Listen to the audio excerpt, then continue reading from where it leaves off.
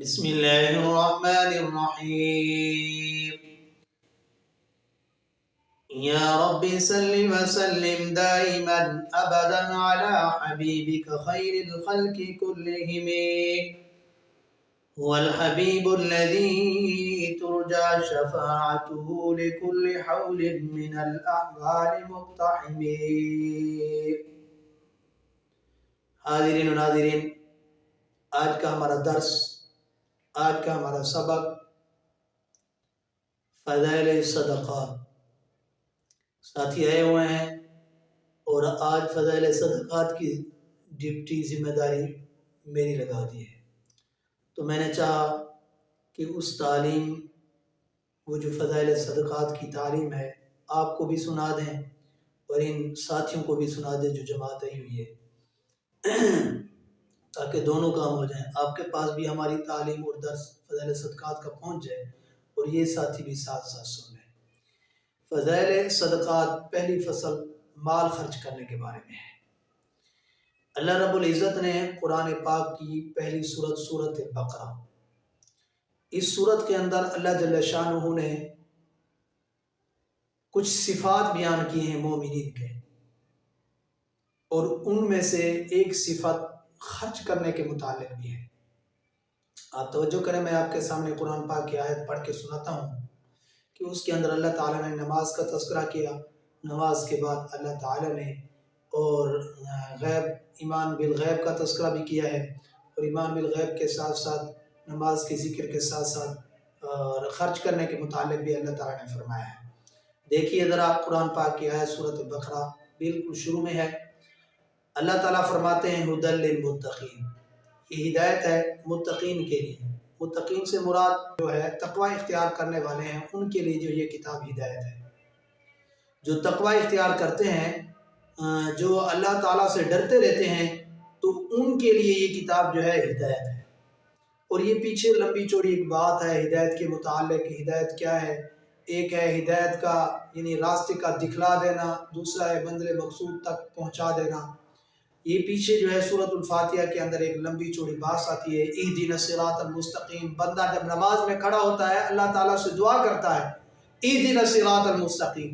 وہ پیچھے سارا تذکرہ ہے نا، الحمدللہ رب العالمین، حمدنی ربی، الرحمن الرحیم، مجدنی عبدی، مالک یوم الدین، ایاک نعبد و ایاک نستعین. یہ سارا بندہ پیچھے اللہ کی تعریف کرتا ہے، آگے پھر جو ہے اللہ تعالیٰ سے آگے اپنی دعا کا تذکرہ کرتا ہے، مانگتا ہے اللہ تعالیٰ سے اہدنا الصراط المستقیم. اللہ ہمیں ہدایت دیجیے، سیدھے راستے پر چلائیے.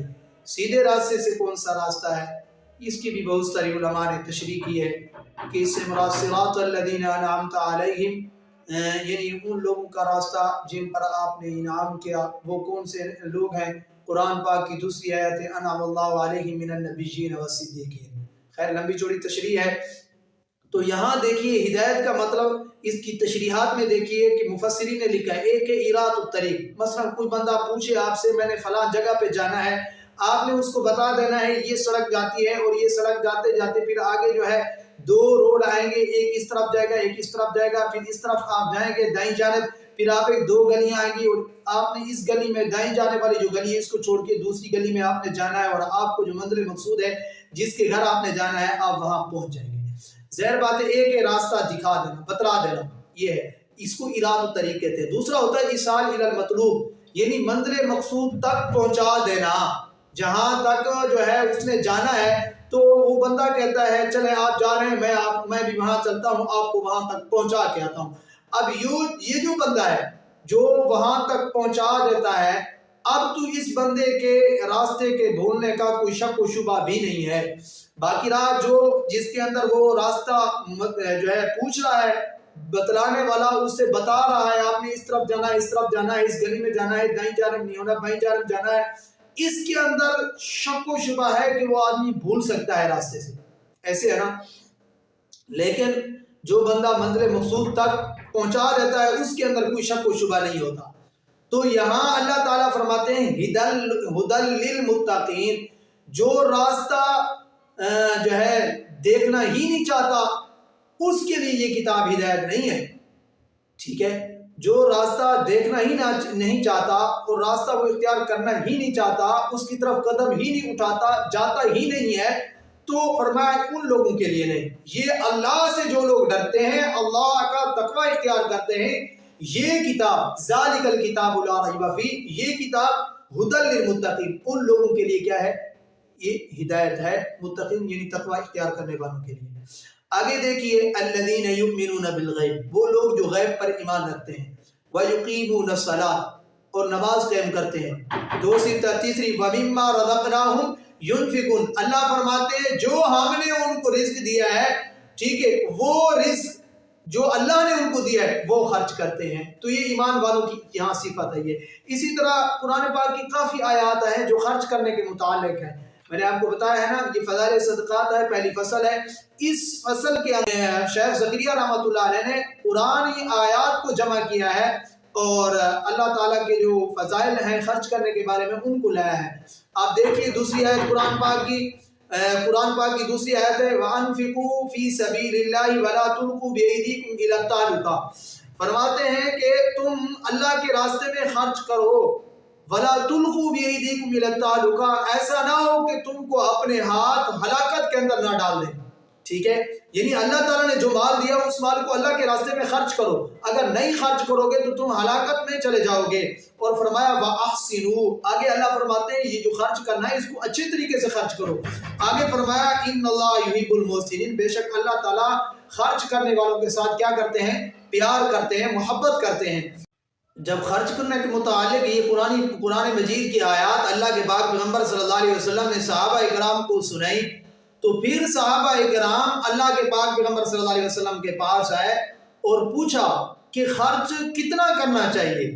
اس کے متعلق اللہ تعالیٰ نے قرآن پاک کی آیات نازل فرمائی اور فرمایا وَيَسْأَلُونَكَ مَاذَا يُنْفِقُونَ قُلِ الْعَفْوَ، پوچھا لوگ آپ سے یہ پوچھتے ہیں کہ خیرات میں کتنا خرچ کریں، آپ فرما دیجئے کہ جو ضرورت سے زائد ہو، جو ضرورت سے زائد ہو وہ آپ خرچ کر ڈالیں۔ اب شیخ زکریا رحمۃ اللہ علیہ نے فائدے کے اندر بہت ساری چیزیں لکھی ہیں، بہت ساری، میں آپ کو وہ پڑھ کے سنا دیتا ہوں کہ صحابہ کرام میں کون سی چیز، یعنی اگر کسی کے پاس گاڑی ضرورت سے زائد تھی اور سائل کو اس گاڑی کی ضرورت تھی، صحابہ نے اس کو گاڑی دے دی، سبحان اللہ۔ اگر کسی کو توشے کی ضرورت تھی صحابہ کرام نے اس کو توشہ دے دیا، کسی کو گھوڑے کی ضرورت تھی سواری کی اس کو سواری دے دی، یعنی جو ہے ساتھی جس ساتھی کو جس چیز کی ضرورت تھی، اگر کسی ساتھی کے پاس اس طرح کی کوئی چیز تھی تو صحابہ نے اس کو دے دی۔ اور مشہور واقعہ ہے، بہترین واقعہ ہے صحابہ اکرام کا، آپ دیکھیں یؤثرون علی انفسہم، خرچ کرنے کے متعلق ہے کہ وہ اپنے سے دوسرے کو ترجیح دیتے تھے۔ اگر کوئی ساتھی ان میں سے گزارے والا ہوتا تو اگر کہیں سے کوئی چیز آتی تو وہ کہتے ہیں ہمارا گزارا ہو رہا ہے، ہمارا یہ جو پڑوسی بیٹھا ہے نا، اس پڑوسی کے گھر میں جو ہے کچھ نہیں ہے، یہ بہت غریب ہے، آپ اس کے گھر میں بھجوا دیں۔ اب اگر اس کے گھر میں کوئی چیز ہوتی تو وہ دوسرے کے گھر کا کہہ دیتا، اور اسی طرح دوسرا تیسرے کے گھر میں۔ وہ سری والا واقعہ مشہور ہے، کہیں سے بکرے کی سری آئی تو ایک صحابی کے گھر میں جو ہے ساتھ والا صحابی کا گھر تھا، اس نے اپنے ساتھ والے ہمسائے کو دی، تو ساتھ والے ہمسائے کے گھر میں کچھ نہیں تھا، اس نے کہا کہ ہم کسی طریقے سے گزارا کر لیں گے، یہ ہمارے جو ساتھ والا گھر ہے نا، ساتھی ہے، یہ بہت جو ہے ضرورت مند ہے، اس کو دے دیتے ہیں۔ اس نے پھر آگے والے کو دے دی، اس نے پھر آگے والے کو دے دی، چلتے چلاتے 7 بندوں کے پاس یہ بکرے کی سری چکر لگا کے آئی، اور پھر اسی صحابی کے گھر میں جس صحابی نے دی ہے، اب خرچ کرنے کا اس کو پتہ بھی نہیں ہے، پھر اسی کے گھر میں واپس آ گئی۔ اس کو کہتے ہیں یؤثرون علی انفسہم، یعنی اپنے نفسوں پر دوسروں کو ترجیح دیتے تھے۔ آج ہمارے اندر مسئلہ یہ ہے کہ ہم اپنے ہاتھ کو جو ہے بالکل بند کر دیتے ہیں۔ یہ مال کا کمانا یہ عیب نہیں ہے، مال اس وقت جو ہے انسان کو فتنے کے اندر ڈال دیتا ہے جب مال کی محبت انسان کے دل کے اندر بیٹھ جائے۔ جب مال ہو اس کو ہاتھ کی ہتھیلی پہ رکھو پھر آگے خرچ کر دو، یہ مال مذموم نہیں ہے۔ مال کمانا وہ مذموم ہے جو جس مال کی محبت انسان کے دل میں بیٹھ جائے، وابستہ ہو جائے۔ تو حاضرین و ناظرین، ہم نے آج آپ کے سامنے فضائل صدقات کے متعلق بات کی ہے کہ یہ خرچ کرنا بہت بڑی فضیلت ہے، اور ایک حدیث پاک میں آتا ہے، بلکہ قرآن پاک کی آیت بھی ہے، یربی الصدقات، ہر بیماری کو ختم کرنے کے لیے یہ صدقہ ہے۔ جس قسم کی بھی بیماری ہو، آپ فی الفور صدقہ کر دیں، اللہ پاک اس بیماری کو ختم کر دیتے ہیں صدقے کے واسطے سے، صدقے کے ذریعے سے وہ بیماری ٹل جاتی ہے، ختم ہو جاتی ہے۔ لیکن مسئلہ یہ ہے کہ ہم بڑے بڑے خرچے جو ہے دوائیوں پہ لگاتے ہیں، بڑے بڑے خرچے ہم فضولیات پہ لگاتے ہیں، لیکن نہیں خرچ کرتے تو ہم اللہ کے راستے میں خرچ نہیں کرتے، غرباء پر خرچ نہیں کرتے، یتیموں پر خرچ نہیں کرتے، مسکینوں پر خرچ نہیں کرتے، اور اللہ کے دین پر خرچ نہیں کرتے۔ حقیقت بات ہے، دکھ کی بات ہے، ہم جب دیکھتے ہیں مسائل کو، حالات کو، آج کل جو شادی بیاہ میں فضول خرچہ، اتنا فضول خرچہ کہ اللہ الامان والحفیظ ہمارا نام نکلے شادی میں، یعنی پیسہ اتنا فضول خرچ، ڈول باجے پر اور یہ جو ہے گلوکار پر، اس طرح کے لوگوں پر اپنے پیسے کو ضائع کر رہے ہیں یہ، ٹھیک ہے۔ تو اس طرح اللہ تعالیٰ سے دعا کریں کہ اللہ پاک ہم کو جو مال دیا ہے، یہ مال بھی اچھے راستے پہ لگ جائے، اچھی چیز پہ لگ جائے، اچھے لوگوں پہ لگ جائے۔